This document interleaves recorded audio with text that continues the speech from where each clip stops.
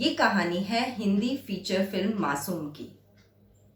दिल्ली शहर में डीके, उनकी पत्नी इंदु और उनकी दो बेटियां मिनी और पिंकी के साथ बड़े आराम से रह रहे हैं। बिल्कुल परफेक्ट हैप्पी कपल है और उनकी ये छोटी सी दुनिया, इसमें बहुत प्यार से ये चारों रहते हैं। डीके मल्होत्रा एक बहुत बड़ी कंपनी में आर्किटेक्ट हैं।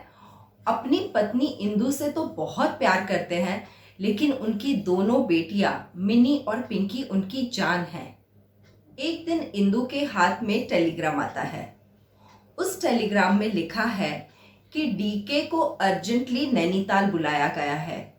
अब ये टेलीग्राम गुरु दयाल सिंह द्वारा भेजा गया था। इंदु डीके को पूछती है कि ये गुरु दयाल सिंह हैं कौन।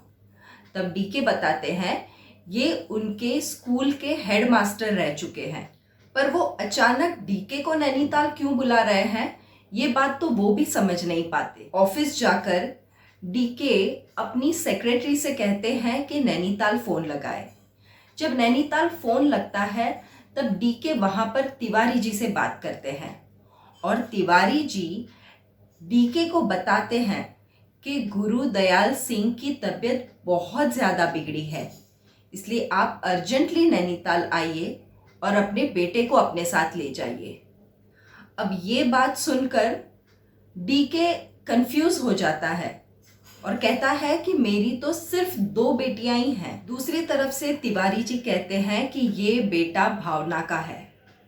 ये सुनकर डीके के पैरों तले जमीन खिसक जाती है और वो बिल्कुल चुप हो जाता है। दूसरे दिन डीके जब ऑफिस जाता है तब उसे इंदु का फोन आता है ऑफिस में कि नैनीताल से एक चिट्ठी आई है। डीके घबरा जाता है और इंदु से कहता है कि तुरंत वो चिट्ठी उसे ऑफिस में भेज दे। चिट्ठी ऑफिस आती है और डीके उसे पढ़ता है। उस चिट्ठी में लिखा है कि भावना मर चुकी है और उसका बेटा राहुल, जो डीके का बेटा है, उसे वो आकर जल्द से जल्द नैनीताल से ले जाए। डीके ये चिट्ठी पढ़कर बहुत ज़्यादा टेंशन में आ जाते हैं। डीके जब ऑफिस से घर पर जाता है तो बहुत ज़्यादा डिस्टर्ब दिखता है और इंदु उनसे पूछती है कि आखिर क्या बात है कि आप इतने ज़्यादा डिस्टर्ब दिख रहे हैं। रात को आखिर में डीके इंदु को बता ही देता है कि उसके जीवन में और एक औरत आई थी।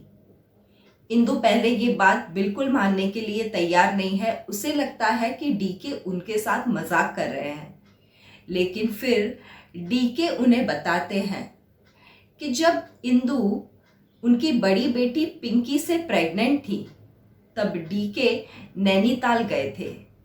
नैनीताल में ओल्ड बॉयज रीयूनियन था।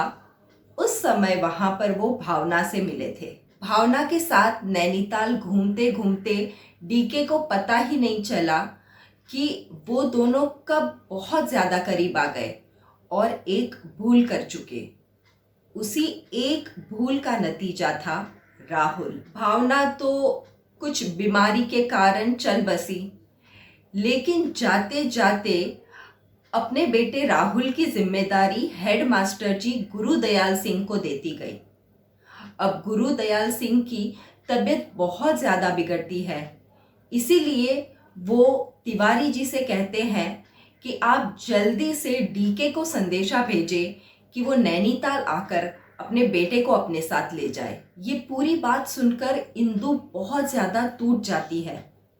उसे विश्वास नहीं होता कि उसके साथ उसके जीवन में ऐसा कुछ हो सकता है। उसे अपनी 10 साल की शादीशुदा जिंदगी बिल्कुल झूठ लगती है। तभी डीके इंदु से कहता है कि राहुल नैनीताल से दिल्ली उनके घर पर आ रहा है। ये बात सुनकर इंदु बहुत ज़्यादा गुस्सा हो जाती है और कहती है कि जो भी हो जाए वो लड़का मेरे घर पर, इस घर पर नहीं आ सकता। लेकिन डीके उसे जैसे तैसे मना ही लेता है कि राहुल बस कुछ दिनों के लिए ही आ रहा है। दूसरे दिन राहुल, डीके का 8 साल का बच्चा, जब नैनीताल से दिल्ली आता है तो डीके उसे रेलवे स्टेशन लेने जाते हैं। जब वो उसे घर पर लेकर आते हैं तो उनकी दोनों बेटियां पिंकी और मिनी राहुल को देखकर बहुत ज्यादा खुश हो जाती है।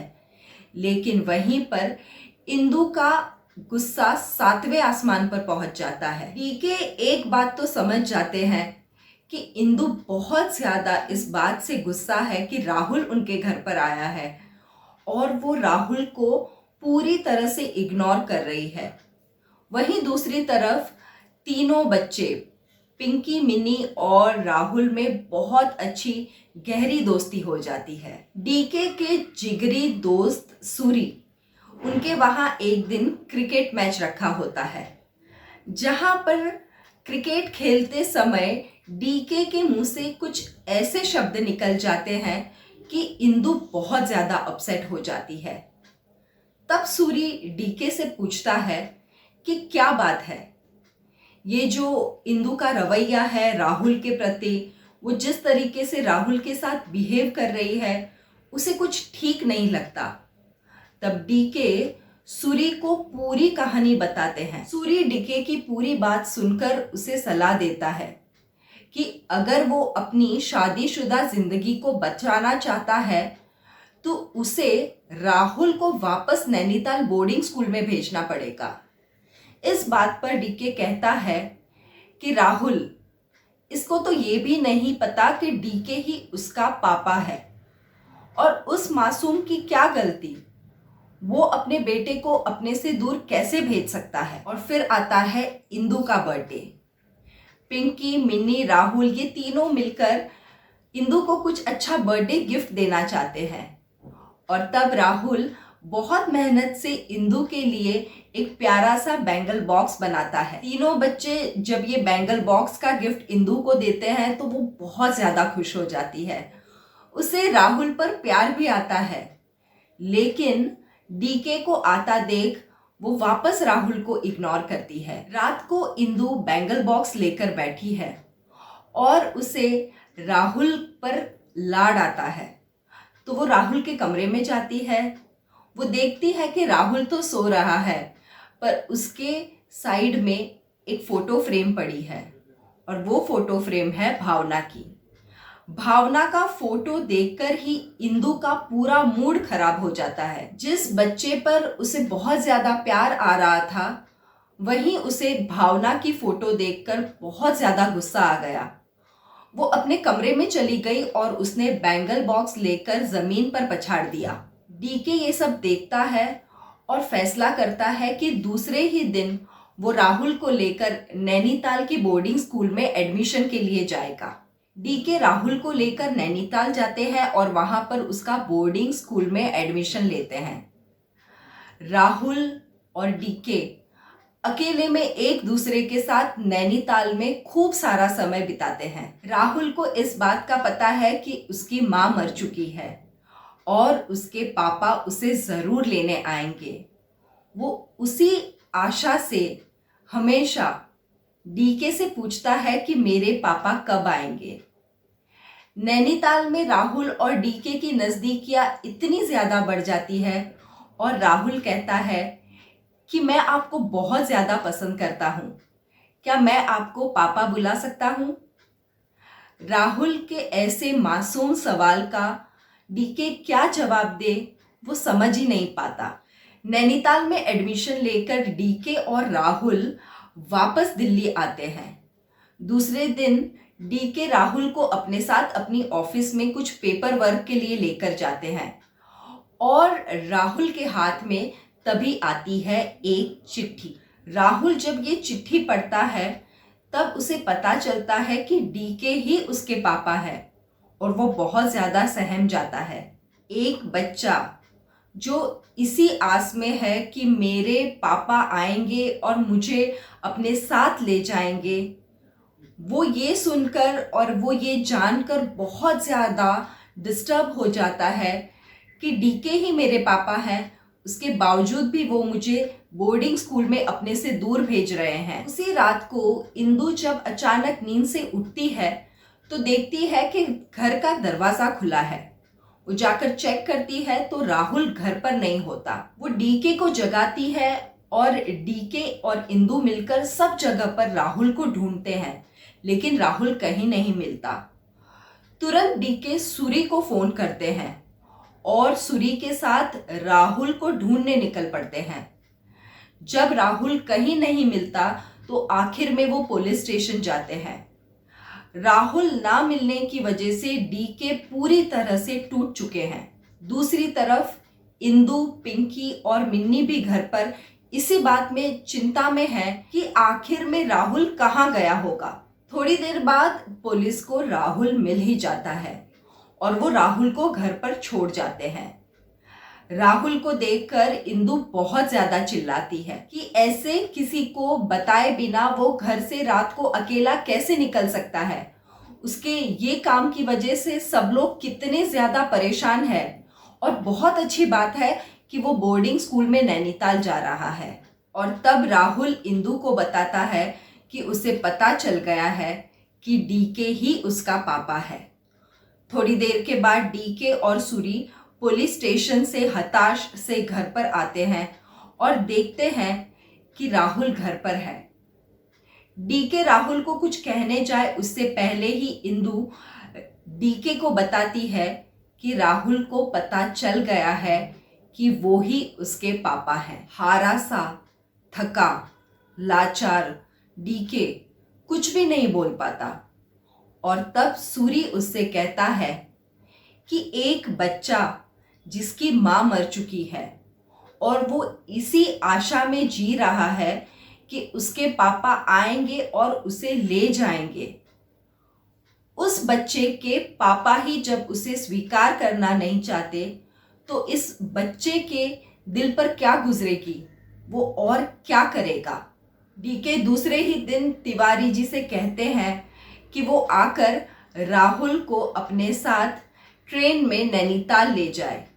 और राहुल को छोड़ने के लिए डीके खुद रेलवे स्टेशन पर जाते हैं। इंदु से वो कहते हैं कि वो दोनों बेटियों को टैक्सी में लेकर स्कूल में रखने जाए।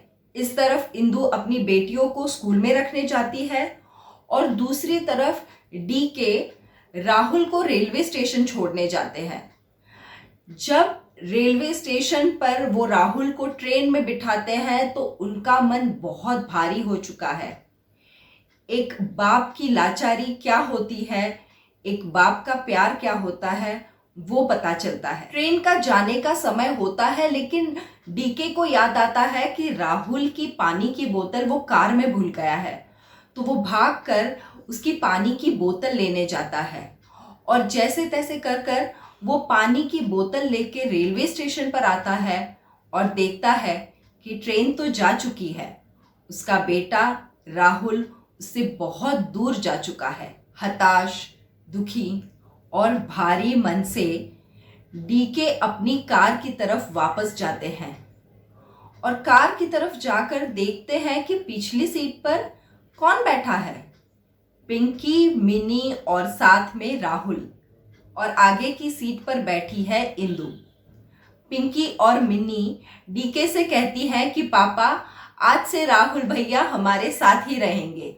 आखिर में इंदु को उस मासूम राहुल पर माँ का प्यार आ ही जाता है। ये कहानी थी हिंदी मूवी मासूम की। स्क्रीन प्ले, डायलॉग और स्टोरी गुलजार साहब की लिखी हुई है। शबाना आजमी, नसरुद्दीन शाह, उनकी बेहतरीन एक्टिंग और जुगल हंसराज इतने मासूम दिख रहे हैं। कुछ मूवीज देखते वक्त आपकी आंख घड़ी घड़ी नम हो जाती है। ये मूवी भी ऐसी ही मूवी है। एक बाप की लाचारी, एक बाप का प्यार क्या होता है, ये सब इस मूवी में इतनी सिंप्लिसिटी से भरा हुआ है। हिंदी गोल्डन मूवीज में मासूम मूवी का एक अपना ही स्थान है।